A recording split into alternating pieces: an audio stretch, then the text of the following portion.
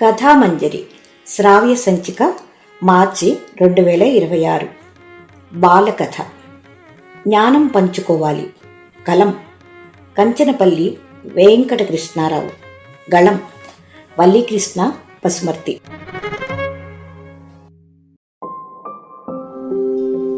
మహదేవపురం రాజు ధర్మపాలుడు న్యాయబద్ధంగా పరిపాలిస్తూ ప్రజల్లో మంచి పేరు తెచ్చుకున్నాడు. తన పొరుగు రాజ్యం విదేహపురం రాజు విషోత్తముడు విలాసాల్లో మునిగి తేలుతూ ప్రజల సంక్షేమం గాలికి వదిలేశాడు. అందుకే ఆయనకు ప్రజల్లో చెడ్డ పేరు. మహదేవపురం ధర్మపాలుని పరిపాలనలో రాజ్యం 3 పువ్వులు 6 కాయలుగా అభివృద్ధి చెందుతుండటం చూసి విషోత్తముడు మహదేవపురం ఆక్రమించి ఆ రాజ్య సంపదను కొల్లగొట్టాలని ప్రణాళిక రచింపసాగాడు. చారుల ద్వారా ఈ విషయం ధర్మపాలునికి తెలిసింది. దీనికి ఆయన చాలా బాధపడ్డాడు. వెంటనే తన మంత్రులతో చర్చించి శాంతిని వాంఛిస్తూ ఉభయ దేశాల మేలు కోరుకుంటూ ఒక లేఖ తయారు చేయించాడు. యుద్ధం వలన అపార ప్రాణ నష్టం, ధన నష్టం జరిగి అభివృద్ధి కుంటుపడుతుందని, ఇది 2 రాజ్యాలకి నష్టం అని విపులంగా ఆ లేఖలో వివరించాడు.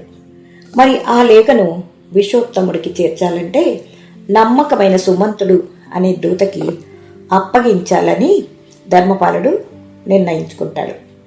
అలా మంత్రులతో చర్చించి సుమంతుడికి వివరించాలని అతడిని పిలవడానికి ఒక భటుణ్ణి సుమంతుని ఇంటికి పంపించాడు.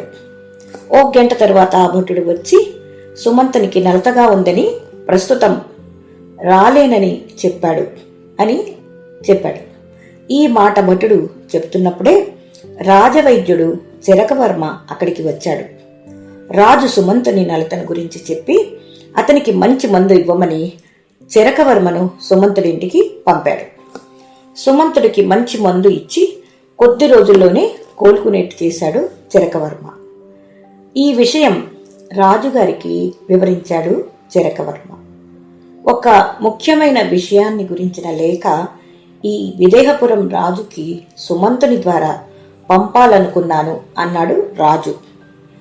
మహారాజా, తమరు ఈ విషయం మీద చింతించకండి. ఈరోజే నేను విదేహపురం వెళ్ళి లేఖ అందించి, ఒకవేళ ఆయన లేఖ ఇచ్చినా మీకు ఏదైనా విషయం చెప్పమన్నా చెబుతాను అని అన్నాడు చెరకవర్మ.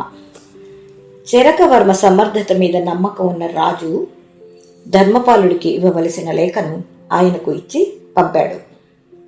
చెరకవర్మ విదేహపురం వెళ్ళి అక్కడి ద్వారపాలకుడికి తాను మహదేవపురం నుండి వచ్చిన దూతని అని చెప్పి రాజుగారికి విషయం తెలుపమని చెప్పాడు. దూత కాబట్టి లోపలికి పిలిచాడు విషోత్తముడు. ఆ లేఖను రాజుకి ఇచ్చాడు. లేఖ చదువుతున్నంతలో అప్పుడే అక్కడికి వచ్చిన సేనాధిపతి ఏదో చెప్పబోతున్నంతలో అతనికి కళ్ళు తిరిగి తూలి కింద పడిపోయాడు.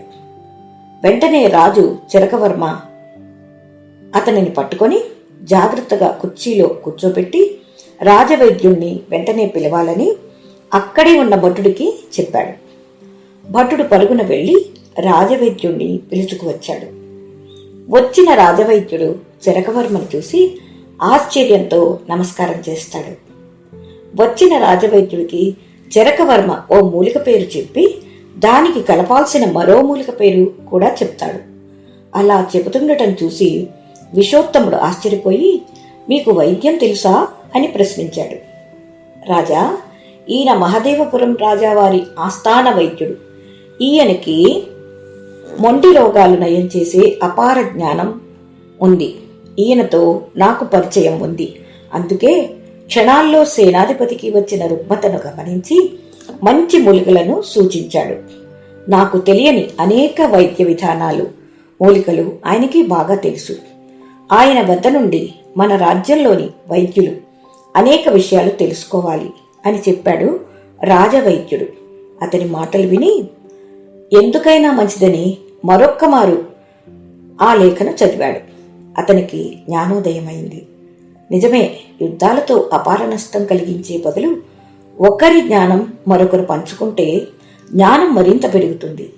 ఇరు రాజ్యాల ప్రజలు సుఖపడతారు, శాంతి వెల్లివిరుస్తుంది అని ఆలోచించి లేఖలోని మంచిని అర్థం చేసుకొని తాను కూడా శాంతి సౌభాగ్యం వివరిస్తూ ఓ లేఖను వ్రాసి లేఖను కొన్ని బహుమతులను చక్రవర్మకు ఇచ్చి ధర్మపాలునికి ఇవ్వమని చెప్పాడు.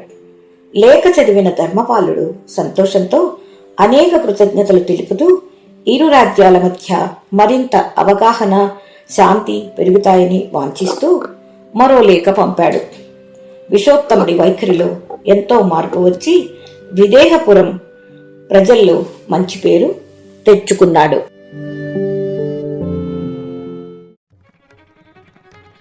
కథామంజరి శ్రావ్య సంచిక మార్చి 2026. బాలకథ. జ్ఞానం పంచుకోవాలి. కలం కంచనపల్లి వెంకటకృష్ణారావు. గళం వల్లీకృష్ణ పసుమర్తి.